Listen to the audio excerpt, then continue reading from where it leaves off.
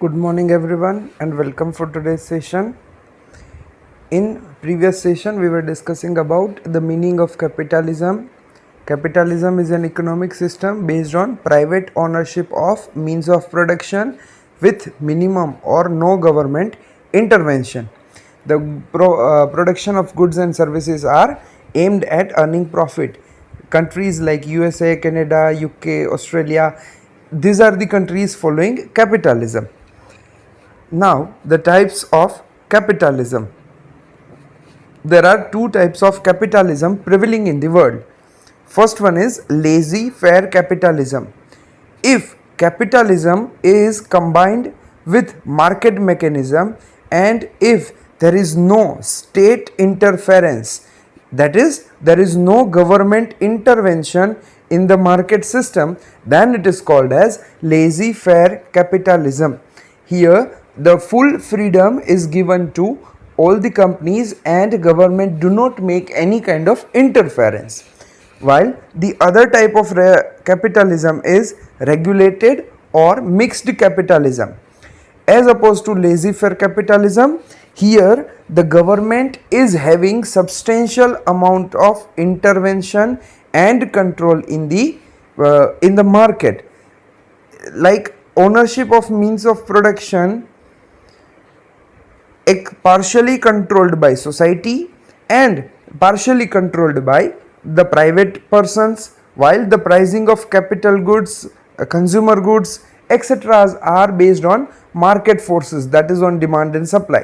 So such kind of combination of government intervention as well as a certain amount of freedom is called as regulated or mixed capitalism. Now the features of capitalism. Number one is private ownership. One of the very essential features of capitalism is all the means of production are with private players, that is government do not own any factor of production, land, labor, capital, entrepreneur, and secondary factor of production, man, material, money, and machines are controlled by private companies. That is, majority of businesses are with the private company and government does not own any company or businesses. The second feature is free enterprise. Here in capitalism, the companies are given freedom and they can do any kind of business activities they want, subject to the legal activities within the legal framework. So businesses are given full freedom and they can control any amount of factor of production. The next feature is consumer sovereignty, that is the freedom. In capitalism, the consumers are believed to be a king in a real sense. It means whatever demanded by customer is provided by market and the same is produced by the manufacturer. So in market, what to produce, when to produce, etc. decisions are taken on the basis of market forces. Market forces in the sense that is on the basis of demand and supply. Unlike the socialism, the other economic system wherein the customer do not have freedom to ask for what they want. While in capitalism, the consumers are free to ask whatever product they want. So in the sense, the consumer are sovereign and enjoying the sovereignty benefit in capitalism. The next is freedom of choice of occupation. Here in capitalism, the full freedom is provided to the people and they can choose any type of occupation. Occupational freedom is provided in capitalism and there is no restriction on what type of business or what type of activity should be carried out, subject to the activity should be within the legal framework of the government rules and regulation. Within that boundary, any person can start any type of business at any place in the country. So such type of occupational freedom is provided in capitalism. The next advantage is freedom to save and invest. In capitalism, the people are free to save any amount.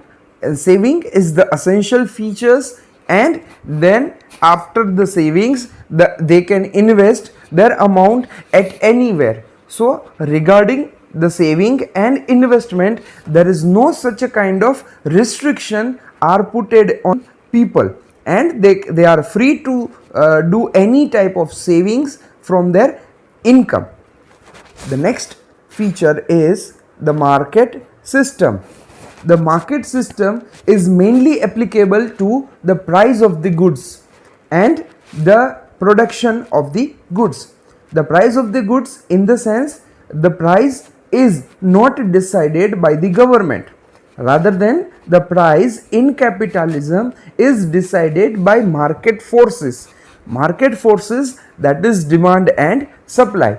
If the demand is high and supply is less, then the prices will increase, and vice versa. If the supply is more and demand is less, then the prices will go down, and government do not make any kind of intervention to control and regulate the prices. The prices itself regulated by the market forces.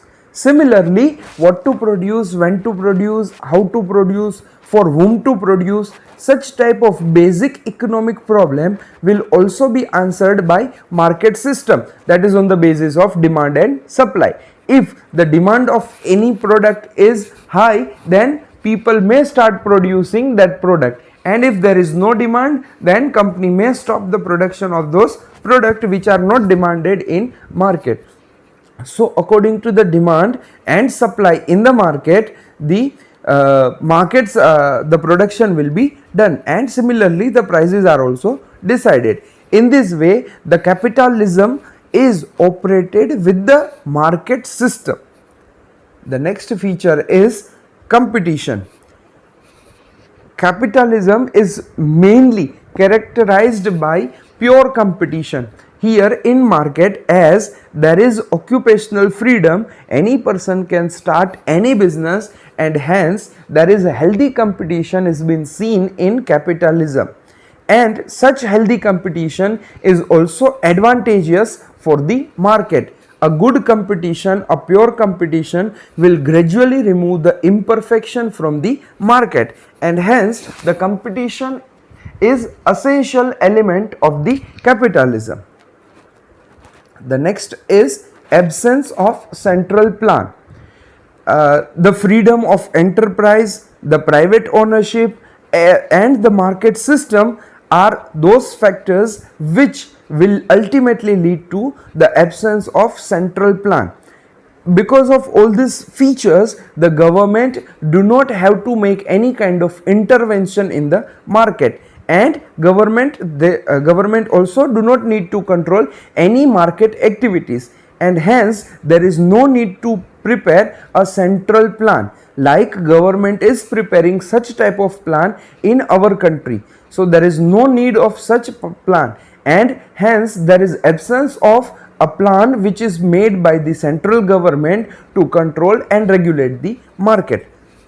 And the last one is the limited role of government. In capitalism, the government plays very limited or negligible role.